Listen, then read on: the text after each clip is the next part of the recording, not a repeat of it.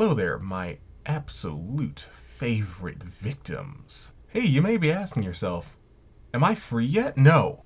There's so many horrible and wonderful series to read. Today's has a self-insert character. I know how much the kids love that. See? Here's mine. Masaya Hokazono has penned a large number of series that we're going to take a look at in the future, but for now, he's actually going to be a framing device for the first multi-part episode of Manga Macabre. Today, we'll be reading Shiroihan, or The White Book, which is actually legally available to read. Interestingly enough, this is probably one of the few times on Manga Macabre where literally anything, in concept, is legal. In fact, I deem for the rest of this episode, anything and everything is now legal. Theft is legal. Murder is legal. Mayonnaise is legal. So put on your crime hat and take it off because it's no longer crime, because it's time for Manga Macabre.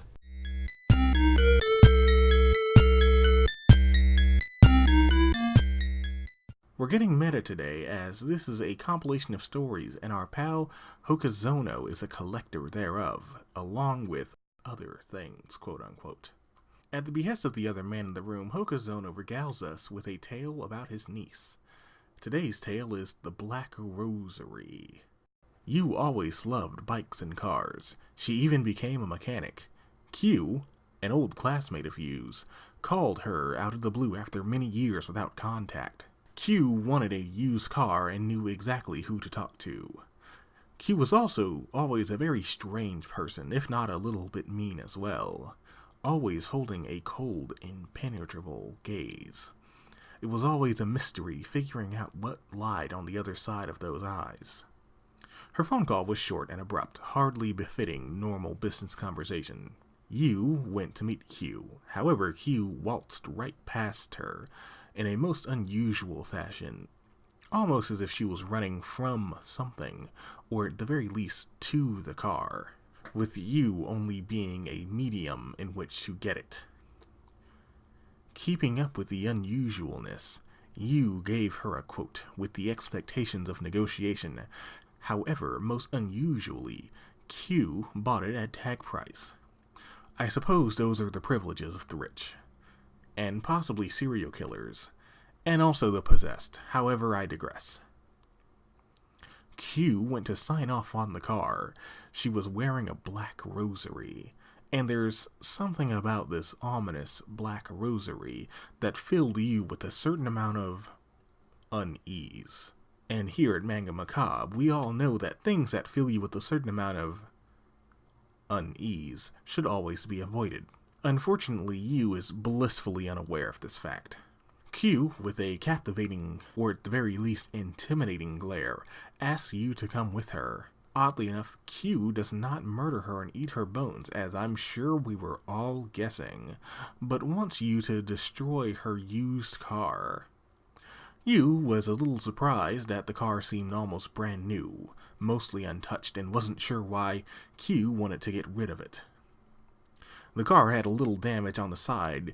It seemed to be from some minor accident, but still perfectly drivable, and more importantly, for a mechanic, mostly, in fact, perfectly fixable and sellable. It seemed like a strictly better deal to just take the car and refurbish it, while it may seem slightly unethical to sell the previous car a high asking price and refurbish this one. Well, no harm, no foul, right? The car was quickly sold.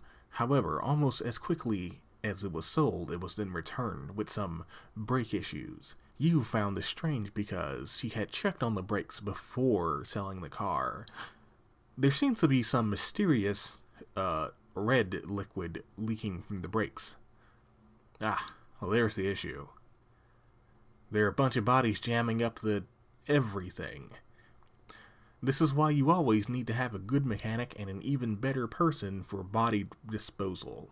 This was more than likely why Q wanted to crush the car.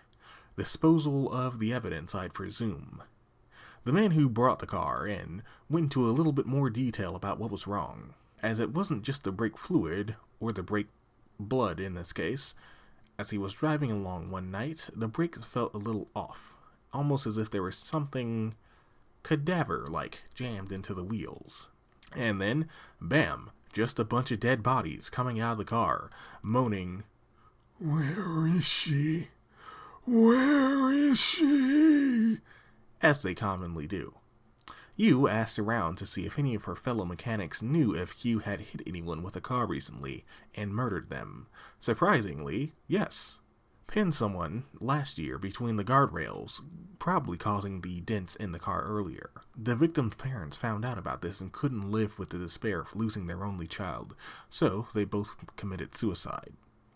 Q's father, however, was a powerful politician with business and political influence, so the case was mostly swept under the rug. As we all know, the system works. Yu confronted Q about this whole murder thing. Q confirms that it was her, and that this is why she wanted to dispose of the car. She was also told that it's just, quote-unquote, in her nature to kill, and that it was a local medium, Master K, who told her such, and not to worry too much about it.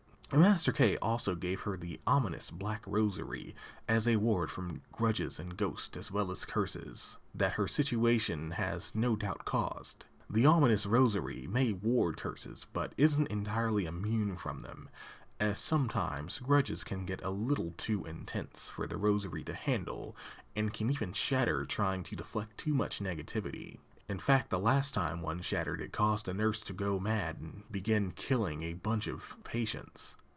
And before that, a housewife also went on a brutal killing spree. As Q was explaining this, her normal, cold gaze twisted itself into a maddening laugh. The Rosary seems not to be reflecting the supernatural as implied, but simply absorbing it. The Rosary would then shatter when it's absorbed enough malicious intent, releasing it in one maddening wave. When that happens, Q simply goes to buy another one. However, that just leaves a small window of her being without protection, so she simply stays with Master Y in the meantime. So until it's replaced, she can always hear the twisted howls and malicious screeches and screams of the departed. In fact, now would be a great example of this, as the scornful spirits and disdainful departed malicious intents begin to physically fill the air, manifesting their presence. Yu took off running, as she had seen enough for many lifetimes over. Years later, she saw Q in a parking lot, possibly hiding her identity. She was with her parents, also bearing the same Black Rosary, no doubt for using political influence to silence the screams of the departed. According to our pal Hokazono, they're doing just fine. Besides that whole, ever on the run from malicious intent and supernatural grudges. So, what have we learned today? Well, here is my countdown of the best supernatural accessories for the modern day anime trash. 1. Black Rosaries. Looks nice, absorbs curses. Be careful, as these stylish beads rob Peter to pay Paul, as they say. 2. This sealed shirt from an obscure anime that coincidentally is also haunted. And 3, this nice hat that I one time got at a convention. A strong honorable mention to Naruto headbands. And fear not, victims, or rather fear more, because this isn't going to be the last page in the white book. So, until next time, don't forget to remember to like, subscribe, wipe the gore and viscera off the counter, and comment what are your deepest fears. And, more importantly, who is the quote-unquote best girl? Comment so we have binding legal documentation, and say it into your microphone so the all-knowing one will hear.